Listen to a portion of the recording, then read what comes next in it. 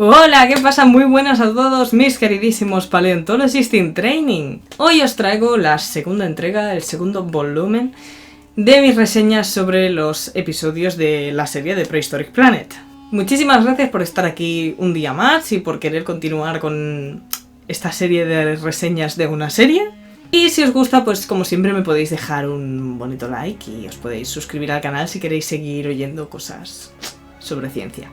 En primer lugar, como siempre, me gustaría indicar que, nos repiten la entradilla del Mr. David Attenborough, que está, pues, como siempre, explicándonos cositas sobre los dinosaurios y sobre lo que vamos a ver durante esta serie.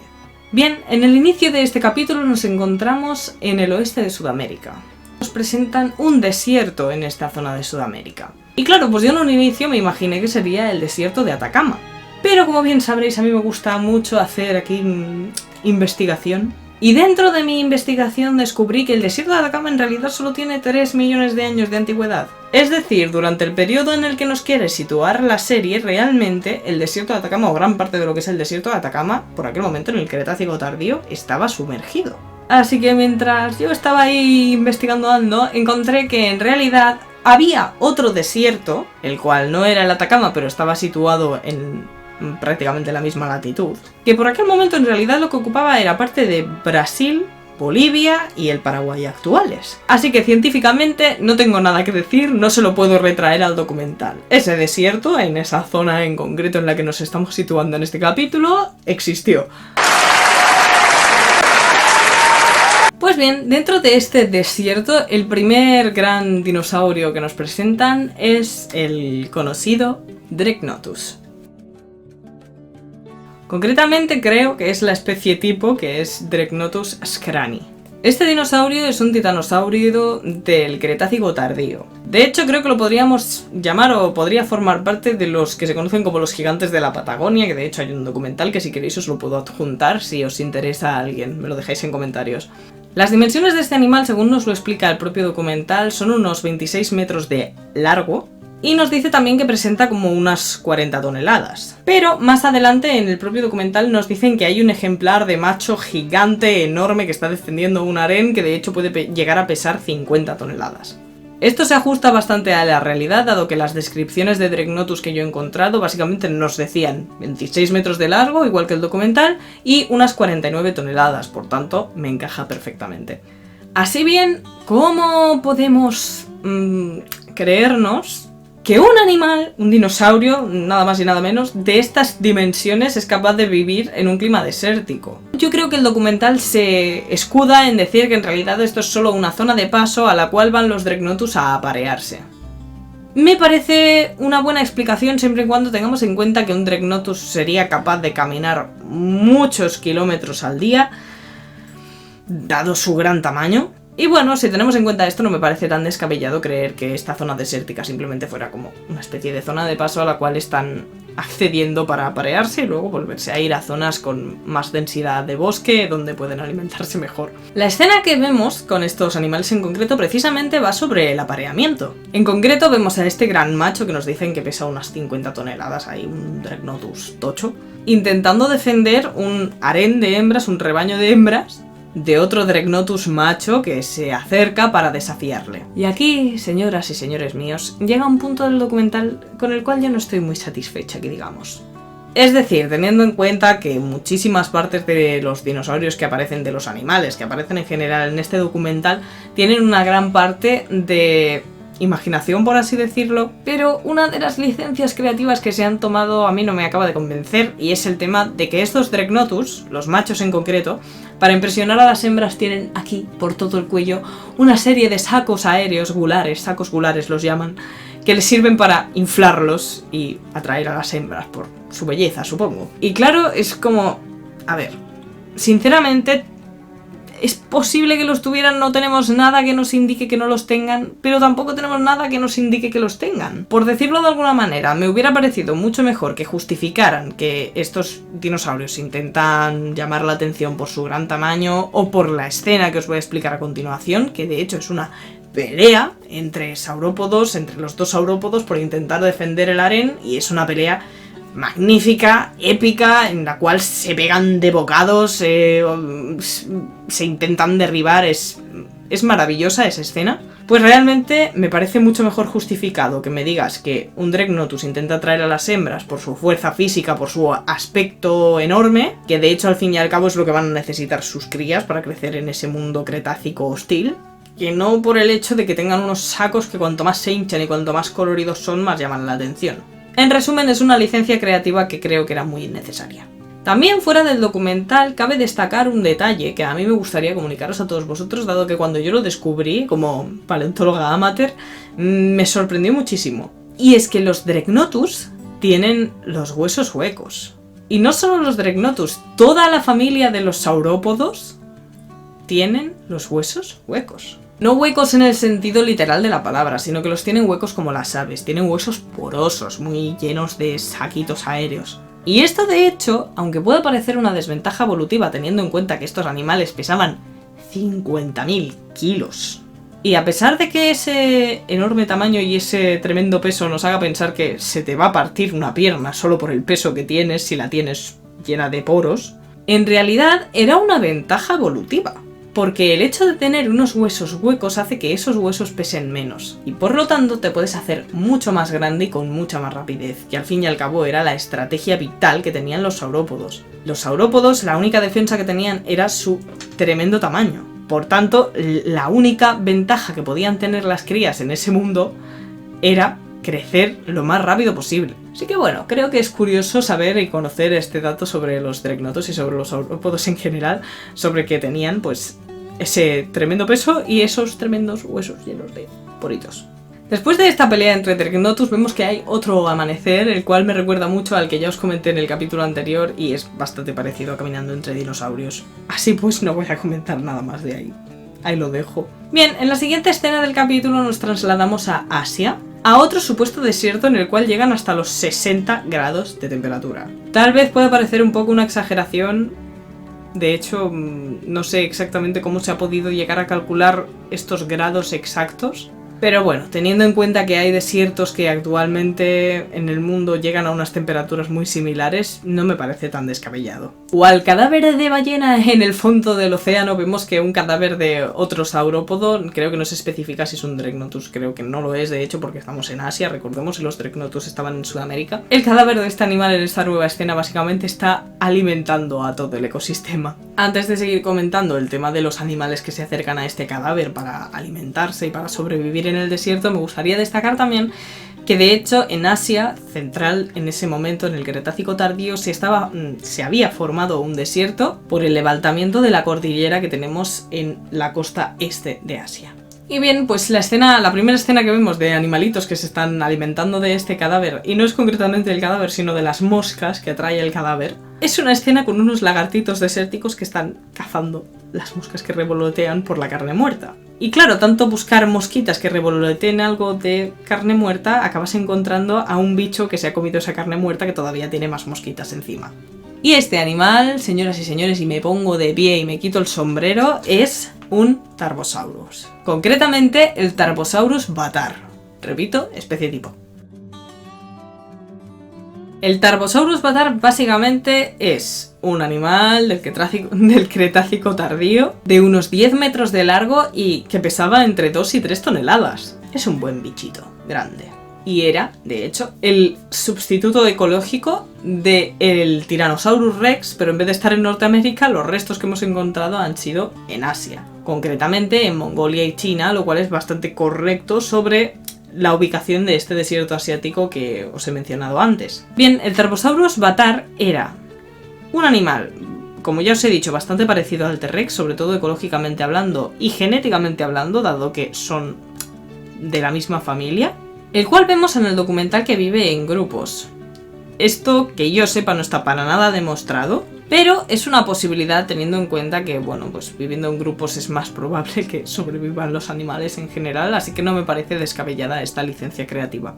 Es importante destacar de esta escena del Tarbosaurus, que aparte de que se está echando una siestecita, que a mí me apetece muchísimo con el calor que hace, así que entiendo a ese pobre animal, destacan dentro del documental que aparte de ser el cazador más hábil, más grande de la zona, es un animal carroñero. Me gusta me encanta. Es decir, tenemos esa imagen del bicho grandullón que se dedica a cazar triceratops por el tiranosaurio. Pero es que de hecho al tiranosaurio también le pasaba, es decir, estos animales al ser tan grandes y al necesitar tales cantidades de carne es muy difícil que la consigan única y exclusivamente mediante la caza. Así que es bastante probable que tanto tiranosaurios como tarbosaurus, sobre todo viviendo en un desierto, en el caso de tarbosaurus, complementaran su dieta carnívora con cadáveres que se habían quedado por allí, pues, tirados, después de peleas incluso entre los propios herbívoros. Y bien, siguiendo con el documental, después de ver a este tarbosaurus dormido y a estos lagartitos que se acercan a comerse las moscas que hay alrededor del tarbosaurus, vemos que los lagartos no son los únicos que están cazando, sino que también están siendo unas presas.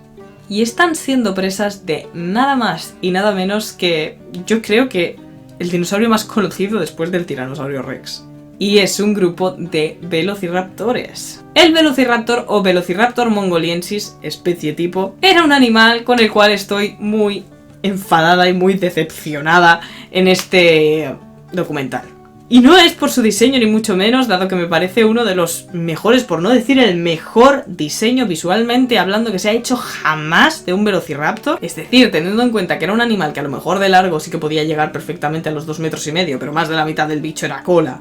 Y que pesaba entre unos 15 y unos 25 kilos, teniendo en cuenta que era un animal totalmente emplumado. Creo que el documental ha conseguido captar perfectamente lo que sería el aspecto realista de un velociraptor y en eso les aplaudo y me vuelvo a quitar el sombrero y me vuelvo a poner de pie. Pero señoras y señores, tenemos un problema. La inmensa mayoría de animales que encontramos durante este documental se encuentran desde hace unos 70 a unos 65 millones de años, es decir, el Cretácico tardío. Pero es que el Velociraptor, a pesar de que se encuentre también en el Cretácico tardío, lo encontramos también en el Cretácico medio y de hecho existió desde hace unos 71 a 75 millones de años. Por tanto, señoras y señores míos, el Velociraptor no convivió, que sepamos, con el Tarbosaurus, o es difícil, o tal vez conviviera, lo que pasa es que es en un periodo mucho... no acaba de cuadrar bien el tempo. Es realmente el error más garrafal que le veo a este episodio, y no os lo digo en broma, porque me parece una estrategia de marketing realmente. Las cosas como son. Siguiendo con un documental, después de la escena de los velociraptors también nos encontramos con unos aznárquidos, es decir, unos pterosaurios que no sabemos qué especie son, que se están alimentando también del cadáver del Dreadnoughtus, pero como no me dicen qué especie son y lo de que son aznárquidos lo digo yo porque me sé las formas de los bichos, no voy a comentar más. En la siguiente escena de este episodio nos encontramos con el que es, sin duda alguna, mi animal favorito, dentro de la historia de este episodio, claro, que es el Mononychus. Mononychus olecranus, especie tipo de nuevo. Yo de verdad os tengo que decir que adoro con todo mi corazón a este animal y la representación que le han dado en este episodio me parece... top of the world. Para empezar, que es un dinosaurio que forma parte de la familia de los alvarezsáuridos. Y para el que no lo sepa, yo me llamo Paula Álvarez Nieto, así que ese dinosaurio es de mi familia. Bien, el Mononychus, como ya nos lo presentan en el propio documental, realmente era un animal muy chiquitito. Bueno, muy chiquitito teniendo en cuenta que era un dinosaurio. Que medía aproximadamente 1,5 metros de largo, que como os he dicho con los velociraptores más de la mitad era cola. Y que pesaba entre 3,5 kilos y 4 kilos, o sea, bebé, una cosita. Este animal también existió durante el periodo del Cretácico tardío y nos pilla un poco de rasquios lo que viene a ser porque, al igual que el Velociraptor, se nos escapa un poco del tiempo del resto de dinosaurios que aparecen, dado que es de hace unos 70 millones de años. Pero bueno, se lo vamos a perdonar. No del todo, pero un poco. Y sin centrarnos en los aspectos más científicos fuera de la serie, el Mononychus nos lo presentan con un montón de adaptaciones al desierto que me parecen una pasada, una chulada. Es blanco para evitar el calor del desierto, para generar más rebote de la luz, más albedo. Tiene una especie de discos faciales como si fuera una lechuza para oír a las presas. Y como los representan como un insectívoro, ahora os explicaré por qué, que come termitas sobre todo, representa que esos discos faciales ayudan a escuchar a las termitas dentro de los troncos en el medio del desierto, o sea, es brutal. Esto de nuevo es una licencia creativa, pero me parece más realista que los sacos gulares, dado que Mononychus, tal como su nombre indica que es garra única o única garra, literalmente presentaba una única garra así en los bracitos. que le servía, según el documental, y me parece bastante plausible por la forma en sí, para abrir los nidos de termitas en los árboles y en los troncos muertos que se estaban comiendo. Es adorable. Lo que también es una licencia creativa es que le ponen una especie de lengua larguísima para alimentarse de estas termitas. Y bueno, si hemos aceptado la licencia creativa de que sea un animal insectívoro que usaba estas garras para abrir los nidos y eso, pues aceptaremos también que tenga una lengua larga, dado que todos los animales actuales que conocemos que se alimentan de termitas tienen alguna especie de estructura parecida. Y por la forma del cráneo del Mononychus, que es bastante delgada y alargada, no me parece descabellado pensar que pudiera llegar a tener una lengua prensil de este tipo. Después de esto tenemos una escena bastante graciosa con mi adoradísimo Mononychus también, donde vemos que básicamente llega una especie de lluvia torrencial y empiezan a crecer plantas por todas partes y el Mononychus se vuelve loco porque no está acostumbrado a ver el desierto poblado de plantas. La verdad es que es bastante bonito, gracioso y la banda sonora le acompaña muy bien. Y bueno, seguidamente nos encontramos con un nuevo dinosaurio. De hecho, nos encontramos con muchísimos tipos de dinosaurios. Lo que pasa es que solo nos especifican una especie que se encuentran bebiendo alrededor de un oasis en ese desierto en Mongolia. Este nuevo dinosaurio es uno de los conocidos dinosaurios con pico de pato, el cual se llama Barsboldia. Concretamente, Barsboldia sithinsky. Creo que lo he pronunciado bien. Y bueno, pues simplemente me gustaría comentar que es un dinosaurio del Cretácico tardío que vivió en este desierto que había en Mongolia durante el periodo Cretácico, que medía aproximadamente unos 10 metros de largo y pesaba unas 5 toneladas. Era de hecho una muy probable presa para el Tarbosaurus, el cual dentro de la misma escena se acerca a este oasis, a este abrevadero a beber, y se ve como los animales herbívoros le hacen hueco, dado que están ahí como en una especie de momento de tregua en el cual van los dos a beber, pero el Tarbosaurus no está cazando, pero los herbívoros no se fían. Curioso. Después también nos presentan a otro saurópodo, que no es un Drepnotus, que lo llaman el titán mongol. Sinceramente no especifican la especie y yo, personalmente, no tengo ni idea de qué dinosaurio se trata. Podría deciros algunas especies de las que se encontraban en aquel momento en Asia de saurópodos, pero no sé si sería muy concreta para la escena de la serie. Después tenemos una escena muy graciosa en el norte de África, en el cual también durante el periodo Cretácico encontrábamos un desierto, con una especie de reptil volador que ya conocemos, porque la vimos en el episodio anterior, que es el archiconocido Barbaridactylus. Esta escena me gustaría comentarla ya no tanto por el animal en sí, el cual ya os lo describí en el episodio anterior, sino también por el comportamiento animal que quieren representar, el cual es muy realista y mucho más común de lo que creemos. En la escena básicamente vemos a un grupo de Barbaridactylus que están aterrizando en una especie de enorme peñasco donde no hay depredadores y pueden aterrizar tranquilamente. Y vemos a muchísimas hembras que están siendo flanqueadas por los machos más grandes porque, bueno, pues quieren conseguir el harén lo más grande posible para poderse aparear con ellas. Pero no todos estos machos son grandes y fuertes para poder defender ese harén.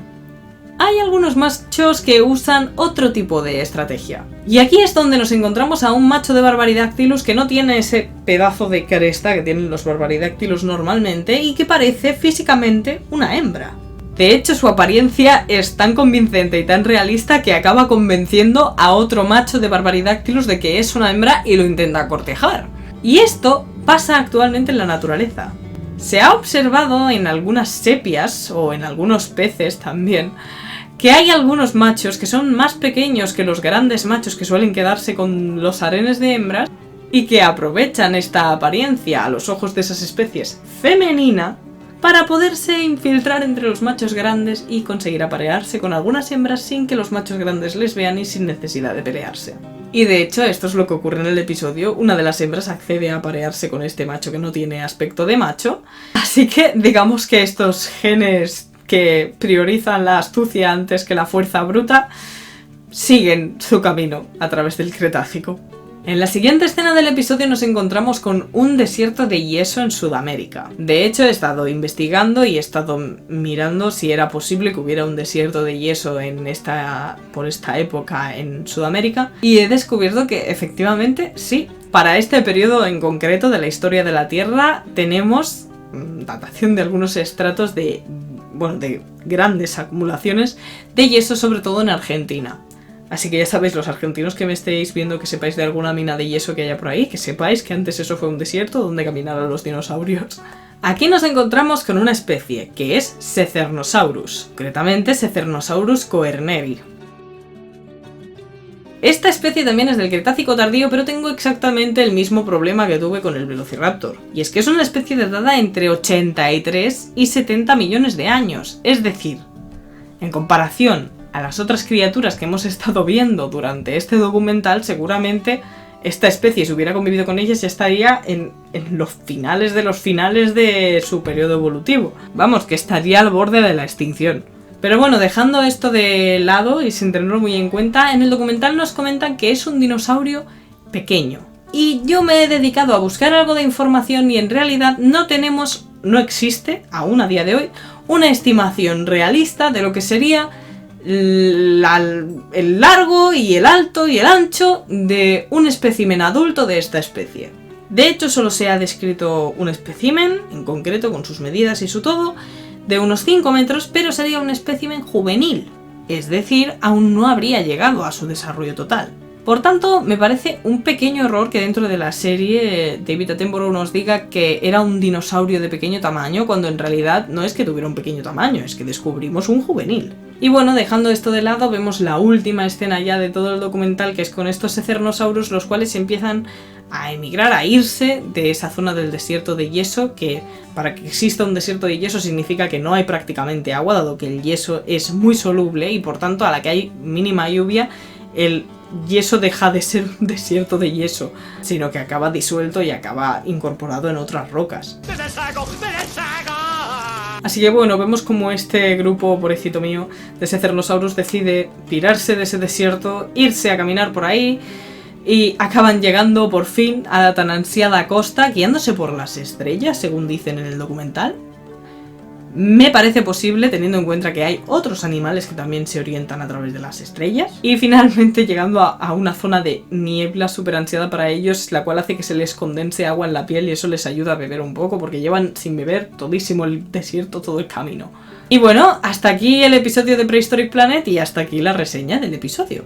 Espero que os haya gustado muchísimo, espero que tengáis ganas de ver la siguiente reseña y el siguiente episodio. Si tenéis curiosidad, aparte de los artículos que os he dejado abajo en la caja de descripción y queréis preguntarme algo más, ya sea bien sobre el documental o sobre los animales que aparecen en él, estaré encantada de responderos. Y nada más, espero que lo hayáis disfrutado, que sigáis disfrutando y que sigáis investigando y descubriendo. Adiós.